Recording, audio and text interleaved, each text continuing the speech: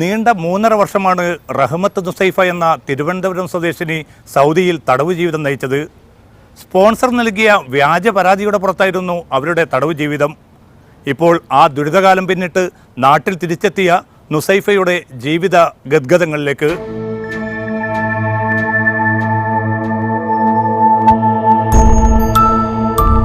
ഇത് റഹ്മത്ത് നുസൈഫ, തിരുവനന്തപുരം മഞ്ഞപ്പാറ സ്വദേശിനി. 3.5 വർഷം സൗദിയിൽ തടവ് ജീവിതം അനുഭവിക്കേണ്ടി വന്നതിന്റെ സങ്കടം മുഴുവൻ ഈ മുഖത്തുണ്ട്. അന്യായമായിരുന്നു തടവ്. സ്പോൺസർ നൽകിയ വ്യാജ പരാതിക്ക് പുറത്ത് റഹ്മത്തിന്റെ ജീവിതത്തിൽ നിന്ന് ചീന്തിയെടുക്കപ്പെട്ടത് വിലപ്പെട്ട 3.5 വർഷം.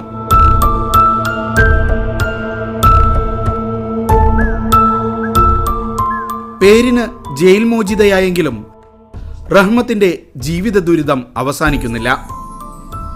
കുവൈത്തിൽ ഭർത്താവിനൊപ്പം ജീവിച്ചുകൊണ്ടിരിക്കെ 2013 ഒട്ടും പ്രതീക്ഷിക്കാതെ ഇവർ പോലീസിന്റെ പിടിയിലാകുന്നത്. എവിടേക്കാണ് കുവൈത്തിൽ നിന്ന് ഇവരെ കൊണ്ടുപോയതെന്ന് പോലും വിവരമുണ്ടായിരുന്നില്ല. സൗദിയിലെ ദമാം ജയിലിലാണുള്ളതെന്ന് ഏറെ വൈകി മാത്രമാണ് കുടുംബം അറിഞ്ഞത്. മുമ്പ് റഹ്മത്ത് കുറച്ചുകാലം സൗദിയിൽ ജോലി ചെയ്തിരുന്നു. അവിടെയുള്ള സ്പോൺസർ നൽകിയ പരാതിയുടെ അടിസ്ഥാനത്തിൽ ഇന്റർപോൾ നിർദ്ദേശപ്രകാരം കുവൈത്തിൽ ഇവർ അറസ്റ്റിലാവുകയായിരുന്നു. ഹസ്ബൻഡിൻ്റെ വാപ്പാക്ക് സുഖമില്ല എന്ന് പറഞ്ഞു. അപ്പോൾ പറഞ്ഞ് എൻ്റെ അടുത്ത് നാട്ടിൽ കയറി പോയിക്കോ. അപ്പോൾ ഞാൻ എൻ്റെ കഫീലിൻ്റെ അടുത്ത് നിന്ന് പാസ്പോർട്ട് ചോദിക്കാൻ പോയപ്പോൾ പറഞ്ഞു, നിൻ്റെ പാസ്പോർട്ട് ഇവിടെ ഇല്ല, നിൻ്റെ പാസ്പോർട്ട് കോർട്ടിലാണെന്ന് പറഞ്ഞു. കോർട്ടിൽ ചെന്നു 2 പ്രാവശ്യം തന്നില്ല. 3ാമത്തെ പ്രാവശ്യം തന്നായിരുന്നു. തന്നിട്ട് അവർ പറഞ്ഞ് ഇനി ഇവിടുന്ന് പോകാൻ പറ്റില്ല, എല്ലാം ക്ലോസ് ആക്കി കഴിഞ്ഞ്, എല്ലാ എയർപോർട്ടും ക്ലോസ് ആക്കി കഴിഞ്ഞ് ഇനി ഇവിടുന്ന് പോകാൻ പറ്റില്ല, നിന്നെ എയർപോർട്ടിൽ കൊണ്ടുപോകണമെന്ന് പറഞ്ഞ് റിയാദിൽ. അപ്പം ഹസ്ബൻഡ് ഉണ്ടായിരുന്നു. ഹസ്ബൻഡ് ഒരുപാട് കരഞ്ഞ്, ഞാനും ഒരുപാട് കരഞ്ഞു. അപ്പോഴേ അവർ അറസ്റ്റ് ചെയ്തു. ഇന്റർപോളിൻ്റെ അത് ബോംബെയിൽ നിന്ന് അവർ കൊടുത്തതാണെന്ന് പറഞ്ഞു. സൗദിയിൽ സ്പോൺസറുമായി ഉടക്കിപ്പോകുന്നതിന്റെ ദുരിതം ഇങ്ങനെ വന്നെത്തുമെന്ന് സ്വപ്നത്തിൽ പോലും റഹ്മത്ത് നുസൈഫ കരുതിയിരുന്നില്ല.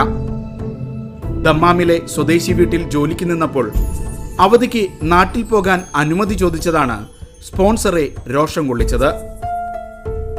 അവധി ലഭിക്കില്ലെന്ന് വന്നപ്പോൾ പാസ്പോർട്ട് കൈക്കലാക്കിയ റഹ്മത്ത് അനധികൃതമായി റീ എൻട്രി വിസ അടിച്ച് ആരും അറിയാതെ നാട്ടിലേക്ക് പോന്നു. തുടർന്ന് സൗദിയിലേക്ക് ഇനിയൊരു മടക്കം വേണ്ടെന്നും അവർ തീരുമാനിച്ചു. എന്നാൽ സ്പോൺസർ വിട്ടില്ല. റഹ്മത്തിനെതിരെ അയാൾ കള്ളക്കേസ് നൽകി. തന്റെ വീട്ടിൽ നിന്ന് സ്വർണ്ണാഭരണമടക്കം 2 ലക്ഷം റിയാലിന്റെ മോഷണം നടത്തി എന്നായിരുന്നു പരാതി. അപ്പം ഞാൻ 10 ദിവസം ലീവിന് പോയിട്ട് വരാമെന്ന് പറഞ്ഞ് കേൾക്കാതെ അവർ എന്നെ വിടാത്തതിൻ്റെ പേരിൽ എൻ്റെ തെറ്റ് തന്നെയാണ്, ഞാൻ വന്നു. പക്ഷേ അവർ കള്ളക്കേസ് കൊടുത്തിങ്ങനെ സ്വർണവും പണങ്ങളും എടുത്ത് ഞാൻ ചാടി വന്നെന്നുള്ള ഇതിൽ ലാസ്റ്റ് കഫീൽ പറഞ്ഞ് ഞാൻ തനാസിൽ തരൂല, നീ ഒന്ന് 5 വർഷം നീ കടന്ന് ജയിലിൽ എന്ന് പറഞ്ഞു. കേസ് കോടതിയിലെത്തിയെങ്കിലും മോഷണ കുറ്റം തെളിയിക്കാൻ സൗദി പൗരന് സാധിച്ചില്ല. അതേസമയം അനധികൃതമായി റീ എൻട്രി വിസ സ്വന്തമാക്കിയത് റഹ്മത്തിന് വിനയായി. കേസിൽ അവർ കുറ്റക്കാരിയാണെന്നും കോടതി വിധിച്ചു. സ്പോൺസറുടെ അനുമതി കൂടാതെ അനധികൃതമായി നാട്ടിലേക്ക് കടന്നു എന്നതായിരുന്നു കുറ്റം. ഇതിന് 1 വർഷം തടവും 60 അടിയുമായിരുന്നു ശിക്ഷ. 2013 സെപ്റ്റംബറിലായിരുന്നു വിധി.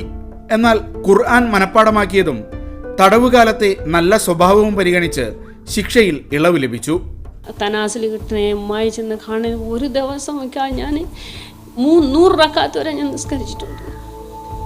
നോമ്പിന് ഉറങ്ങാതിരുന്ന് നമസ്കരിച്ചിട്ടുണ്ട് ഞാൻ. പിന്നെ ജയിലിരുന്നതിൽ ഒരു പ്രതിഫലം ഉണ്ടായി എനിക്ക്. അള്ളാഹു ആരാണെന്ന് ഞാൻ അറിഞ്ഞു. പിന്നെ എല്ലാ രാജ്യത്തുള്ള ആൾക്കാരുടെ സ്വഭാവം ഞാൻ അറിഞ്ഞു, എങ്ങനെയുള്ള ആൾക്കാരാണ്. പിന്നെ ഖുർആൻ എന്താണെന്ന് അറിഞ്ഞു. പിന്നെ ഞാൻ അവിടെ ഇരുന്ന് ഖുർആനിന് സൂറത്തുൽ ബഖറ അത് പഠിച്ചു. ഖുർആൻ ഒരുപാട് ഹാഫിസാക്കാനല്ലേ എനിക്ക് ഒരു 10,500 എനിക്ക് കിട്ടിയായിരുന്നു. അവർ ഹദിയ അവർ ഒരുപാട് ഇഷ്ടപ്പെട്ട ആൾക്കാരാണ് പോലീസന്മാരെല്ലാം. അവരെല്ലാം നല്ല മുസാദ എന്ന് വെച്ചാൽ ഹെൽപ്പ് ചെയ്ത് അവർ നല്ല ഇതായിരുന്നു. എന്നിട്ടും സൗദി സ്പോൺസറുടെ കലി അടങ്ങിയില്ല. 1 വർഷത്തെ തടവ് ശിക്ഷ പോരെന്ന വാദവുമായി അയാൾ മേൽക്കോടതിയെ സമീപിച്ചു. മോഷണക്കുറ്റം ഉന്നയിച്ച് അപ്പീൽ കോടതിയിൽ മറ്റൊരു പരാതിയും നൽകി. അങ്ങനെ റഹ്മത്തിന്റെ മോചനം പിന്നെയും വൈകി. മേൽക്കോടതി പക്ഷേ റഹ്മത്തിന്റെ രക്ഷയ്ക്കെത്തി. അങ്ങനെ നവംബർ 2 നാട്ടിലേക്ക് മടക്കമായി. പരീക്ഷണഘട്ടത്തിൽ ജയിൽ അധികൃതരും എംബസി ജീവനക്കാരും ദമാമിലെ സാമൂഹിക പ്രവർത്തകരും നൽകിയ നിറഞ്ഞ പിന്തുണ റഹ്മത്ത് അതെല്ലാം ഓർത്തെടുക്കുന്നു. അപ്പോൾ ഈ 3 മാസമായി എനിക്ക് തനാസിൽ കിട്ടിയിട്ട്. പാസ്പോർട്ട് അവർ തന്നില്ല. രണ്ടാമത് പുതിയ പാസ്പോർട്ട് നമ്മളെ ഇന്ത്യൻ എംബസിയിലെ ഒരു നിസാറോ നാസറോ എന്ന് പറഞ്ഞാൽ നല്ലൊരു മനുഷ്യന്, അയാൾ എനിക്ക് നല്ലൊരു ഹെൽപ്പ് ചെയ്തു എന്നെ വന്ന് കണ്ടു എല്ലാം ചെയ്തു. ദുരിതകാലം കഴിഞ്ഞെന്ന ധാരണ തകിടം മറിഞ്ഞത് നാട്ടിലെത്തിയപ്പോഴാണ്. ഒട്ടും സുഖകരമായ വാർത്തകളായിരുന്നില്ല റഹ്മത്തിനെ വരവേറ്റത്. റഹ്മത്തിന്റെ മോചനം നീണ്ടതോടെ ഭർത്താവ് മറ്റൊരു വിവാഹം കഴിച്ചു. മണൽ നഗരത്തിൽ പാടുപെട്ടുണ്ടാക്കിയ സമ്പാദ്യം കൊണ്ട് റഹ്മത്ത് സ്വന്തമാക്കിയ ഭൂമിയും പുരയിടവും നഷ്ടമായി. കുടുംബത്തിന്റെ നിത്യജീവിതം എന്ന സമസ്യയാണ് ഇപ്പോൾ മുന്നിൽ.